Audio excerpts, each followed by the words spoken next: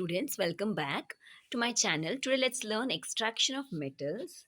That's going to be a continuation of the previous introductory class.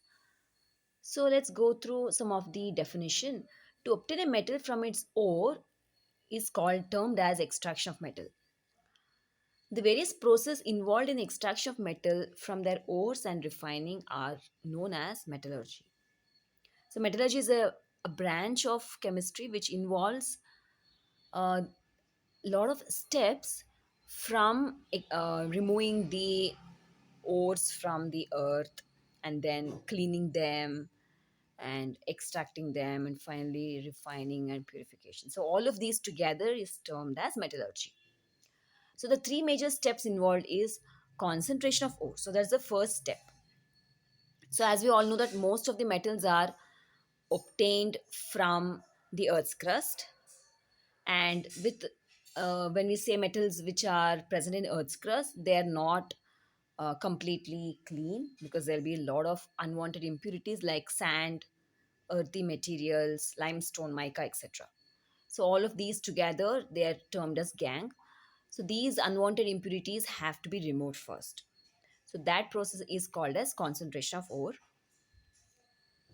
So concentration of ore, there are many methods, but since it is not there in textbook, so we will go ahead with the next step. So the second step involves conversion of concentrated ore into metal. So here again we have three groups, as you already know, and you're aware that there is a series called as reactivity series, wherein the metals are placed from highest to lowest, that's from top to bottom. So the most reactive metals are placed at the top of the table and the least reactive are placed at the bottom of the table. So now the conversion of these concentrated ore is based on the same series, and it is grouped into three. One is metals of high reactivity, and second is metals of medium reactivity and metals of low reactivity. So as we know students that every metal has a different nature and its reactivity also varies, so we can't follow a same pattern or a same method to extract the metals. So every metal is unique, so hence the methods involved also will be different. Okay, so this is the reactivity series. I think you're already aware of it. The topmost metals: potassium, sodium, lithium, barium, strontium, calcium, magnesium, aluminum. So these are termed as or they're grouped under the most highly reactive metals. So the methods involved for these extraction are totally different. Now next comes zinc, chromium, iron, cadmium, cobalt, nickel, tin, lead. So these are some of the, till lead is the um, moderately reactive series, moderately reactive metals, and then hydrogen is taken as the standard, and then comes antimony, bismuth, copper, mercury, and silver, gold, platinum. These are the least reactive metals. Okay, and silver, gold, platinum, they are obtained in the native state, so hence they are totally unreactive, whereas the others you're already aware of them. Okay, now let's go ahead with the first type of series that falls under the least reactive or unreactive metals in the reactivity series. So some of the examples I've given is mercury and copper. They are some of the examples for unreactive metals. So since they are unreactive, not much of techniques have to be involved for their extraction. So simple by heating them would definitely create or bring about the changes and also the extraction very easily. Okay, so now comes the oxides. So usually they are present as oxides in nature or also as sulfides. Okay, so the first step would be heating them. See, when we look at mercury, okay, mercury is abundantly found as cinnabar. The ore of mercury is HGS, that is cinnabar.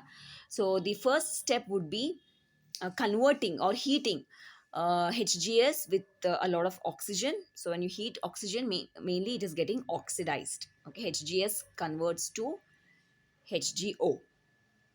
So that's what I've written here. The first step, please have a look. The first step, okay.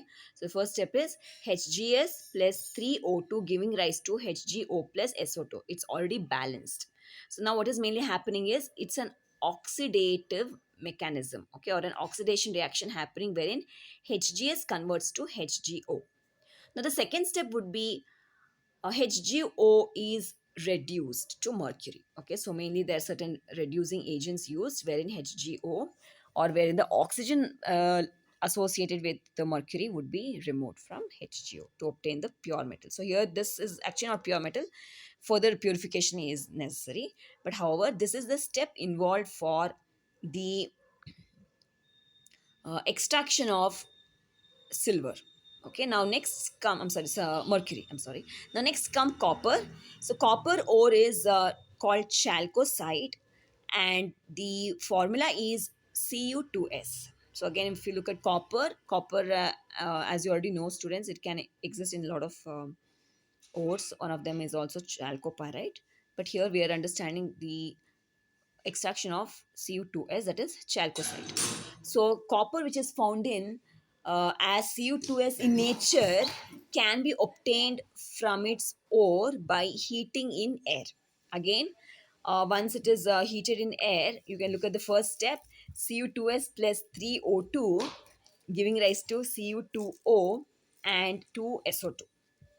Now here again, it is an oxidation reaction. Observe Cu2s and Cu2O.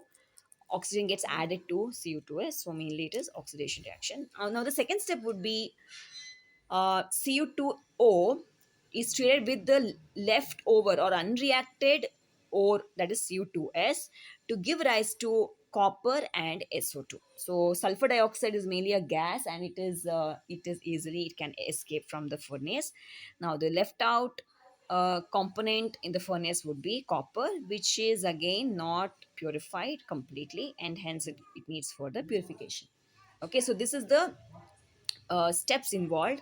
So the first step is oxidation, and second step is further reaction of the copper oxide with copper sulfide to obtain copper and sulfur dioxide.